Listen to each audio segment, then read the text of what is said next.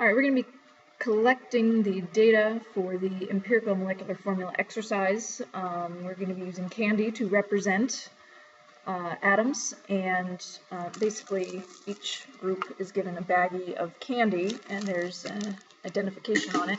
So first thing is we should write down the identification on this bag. So notice we've got sample ID D. The molecular weight of the compound that is contained in this bag is 12.99 grams. So that's the mass per 1 mole. The element number 1, so we've got S, the S standing for starburst. So the molar mass of element 1 is going to be 5.05 grams for S.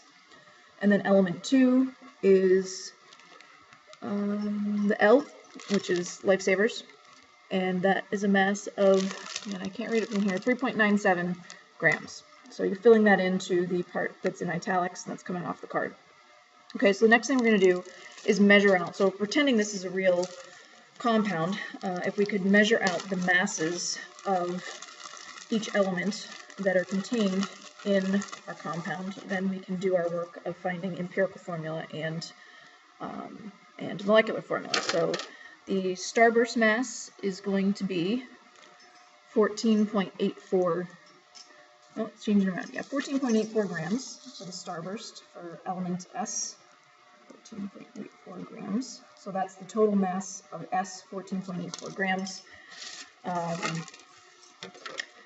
For S, let's make sure this is zeroed. So for the starburst, or sorry, for the that's L.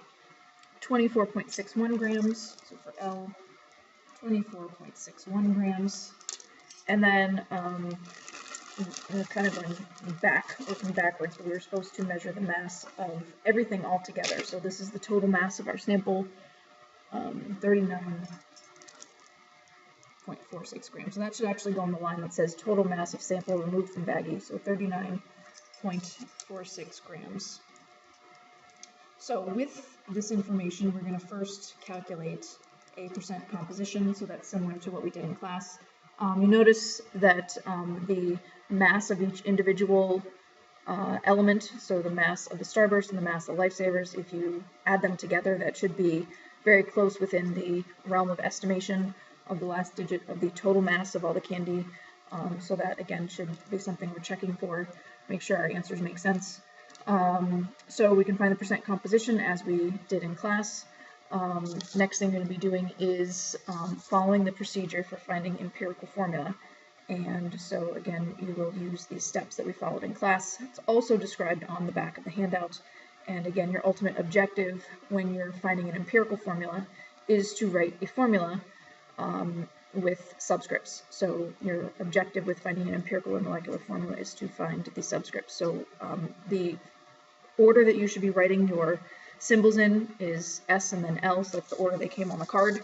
And then again, you're trying to figure out what are the subscripts. You don't need to write in the number 1 if there's only one of it, but if there's more than one, then you should obviously write that in. So again, follow the directions and finish up the calculations.